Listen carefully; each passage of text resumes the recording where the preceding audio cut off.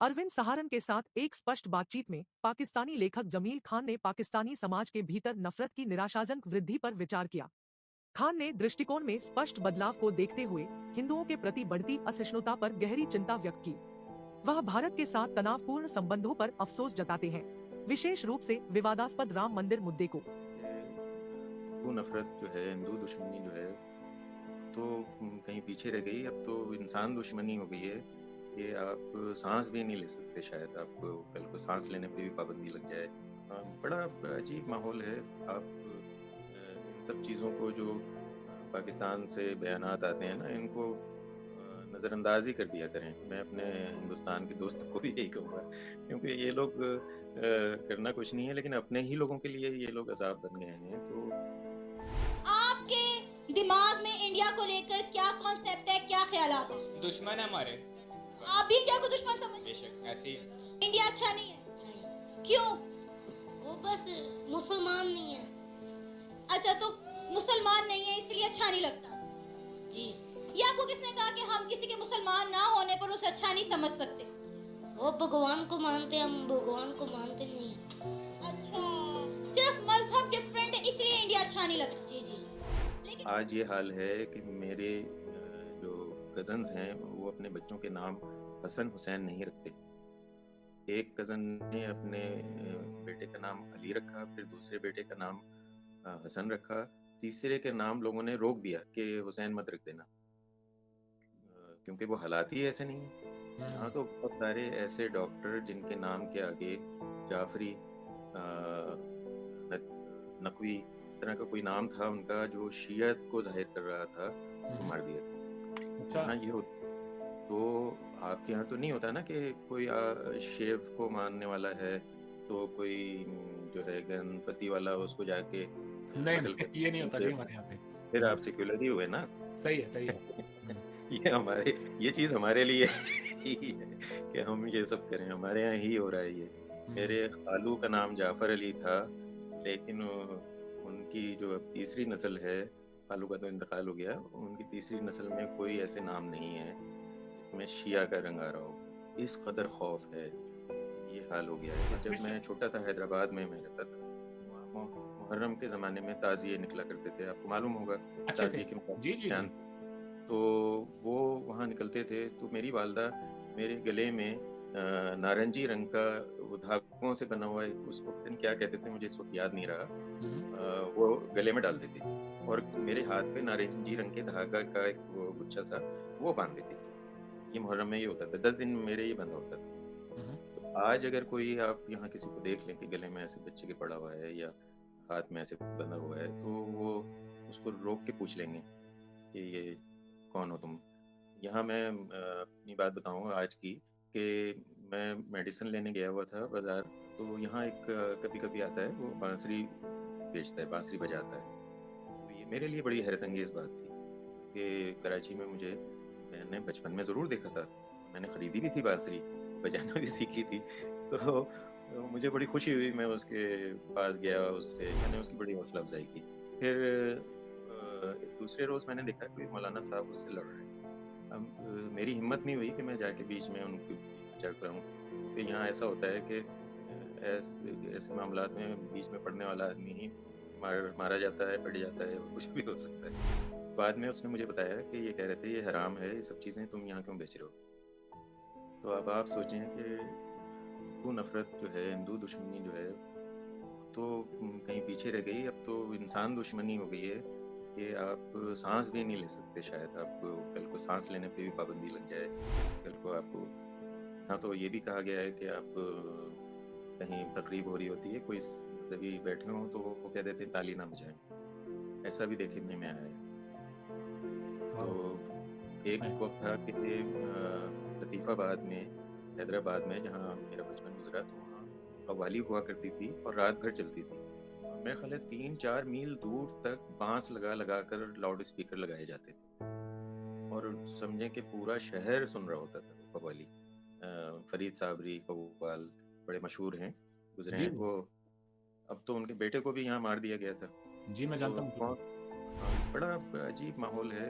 आप इन सब चीज़ों को जो पाकिस्तान से बयानात आते हैं ना, इनको नज़रअंदाज ही कर दिया करें। मैं अपने हिंदुस्तान के दोस्तों को भी यही कहूँगा, क्योंकि ये लोग करना कुछ नहीं है, लेकिन अपने ही लोगों के लिए ये लोग अज़ाब बन गए हैं। तो ये जब मैं छोटा था, बचपन की बात बता रहा हूँ मैं आपको, तो मैं अपने बचपन की बात बताऊँ कि यहाँ एक हमें हमारी परचून की दुकानों पे बच्चों की जो टॉफ़ियाँ होती हैं ना, उनमें एक चीज़ मिलती थी, जेली टाइप की होती थी, जो आजकल भी बच्चे खाते हैं।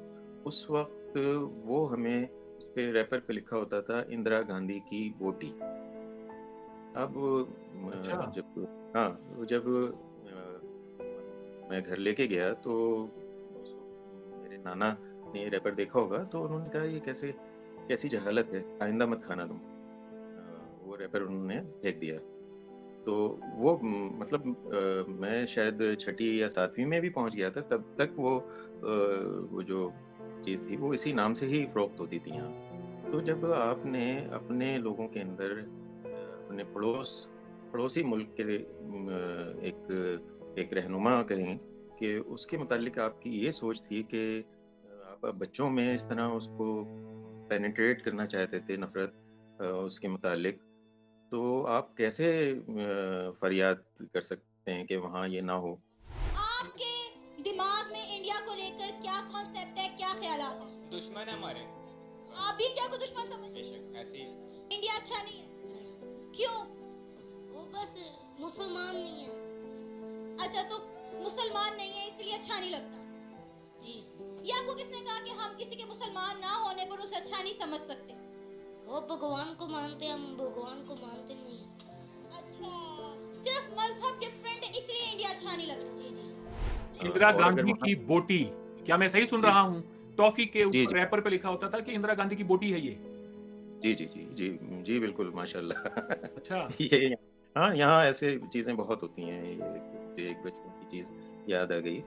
तो नफ़रत तो हमारे यहाँ माशाल्लाह हमारे खून में इंजेक्ट की गई है, बहुत सारे ज़राए से।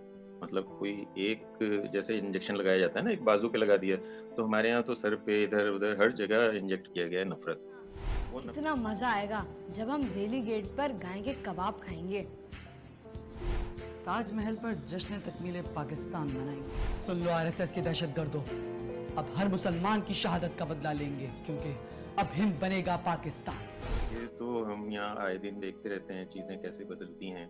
कराची में राम बाग, जहाँ रामलीला 10 दिन मनाई जाती थी, थिएटर लगता था, वहाँ वो आज आराम बाग है, उसके साथ एक मस्जिद है और उसके साथ मंदिर भी होता था। तो मंदिर का तो मुझे कहीं कोई अता पता नहीं मिला। हाँ, मस्जिद ज़रूर है, वो आराम बाग मस्जिद कहलाती है। तो ये जो बाबर और गौरी और ये लोग आए, इन्होंने मसाजिद तामीर की। तो वो मसाजिद ज़ाहिर है जगह तो हिंदुस्तान की थी, हिंदुओं की थी।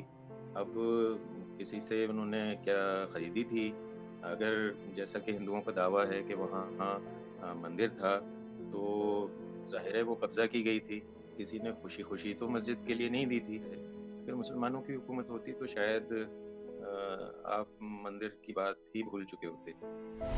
ऐसा ही है। सबसे जी, अजीब बात ये है कि दुनिया में अगर कहीं और से कोई इस बात को लेकर अगर कोई निंदा की जाती भारत की, तो मैं फिर भी जी, उनसे डिबेट करने के लिए बैठता। लेकिन बात जी, जब जी। पाकिस्तान से आए, तो मुझे बड़ी इस बात पे हैरानी होती है जमील भाई कि वो मुल्क जिसके यहाँ पर सोमनाथ के मंदिर को 17 बार लूटने वाले महमूद गजनवी को कौमी हीरो माना जाता हो, वो इस बात पर एहतजाज कर रहे हैं कि भारत के अंदर किसी मस्जिद को गिरा दिया गया और वहाँ पर मंदिर तामीर कर दिया गया। मतलब कि जब अगर वो आप में जान थी, मस्जिद सकत थी, तो आपने क्या नहीं किया सोमनाथ के मंदिर के साथ। और बाबरी मस्जिद बिल्कुल। की जगह जो है वो तो आर्कियोलॉजिकल सर्वे ऑफ इंडिया की रिपोर्ट्स हैं और कि जी वहाँ पे जो है मंदिर के अवशेष मिले हैं।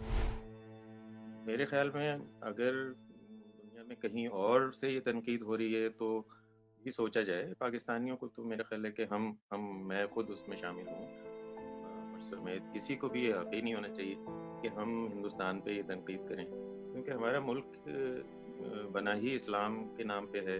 उस दौर में जब पाकिस्तान नया-नया बना था, उस दौर में पाकिस्तान को हिंदुस्तान से अलग एक ख़ित्ता तारीख़ में दिखाने की कोशिश शुरू हो गई थी।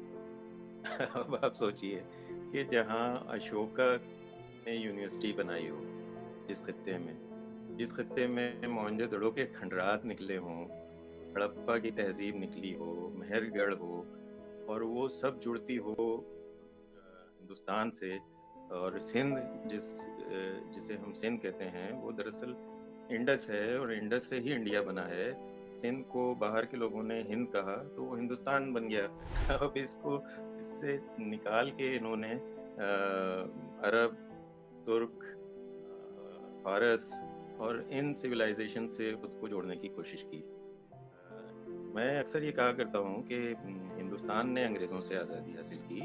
हमने हिंदुस्तान की सकाफ़त, मौसीकी, रंग-बिरंग रहन-सहन और जो हमारी जो तहज़ीब थी, उससे आज़ादी हासिल की। दरअसल पाकिस्तान बना था इन सब चीज़ों से आज़ादी हासिल करके, और उसको ले जाके जोड़ा गया उधर क्या कहते हैं, अरब सिविलाइजेशन से और फारस की सिविलाइजेशन से। अच्छा, मज़े की बात ये है कि जिन लोगों ने फारस यानी पर्शियन सिविलाइजेशन को तबाह किया, और उनसे जान बचा के पनाह भी पर्शियन लोगों को हिंदुस्तान में ही मिली थी। अभी अगर दुनिया में कहीं पारसी मिलते हैं तो हिंदुस्तान में ही मिलते हैं। कराची में होते थे, बहुत बड़ी तादाद थी पारसियों की, अब बमुश्किल चंद होंगे। हम लोगों को तो शर्मिंदा होना चाहिए, लेकिन मसला ये है कि बकौल कुरतुल ऐन हैदर के, जब वो यहाँ कोई ओहदा मिला था सरकारी, उसमें उनसे ये कहा गया था कि ये तमाम जो हमारे यहाँ मौसीकी के आलात और राग रंग और सकाफत, इनके जो नाम है ना, इनको भी मुसलमान कर दें।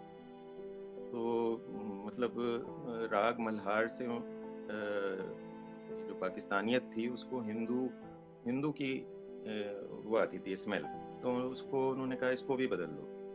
हमारे यहाँ जितने भी शहर कस्बे थे, उनको उनके नाम को बदलने की शुरुआत हुई, उनको मुसलमान किया जाने लगा। इस तरह बहुत सारी चीज़ें हुई हैं।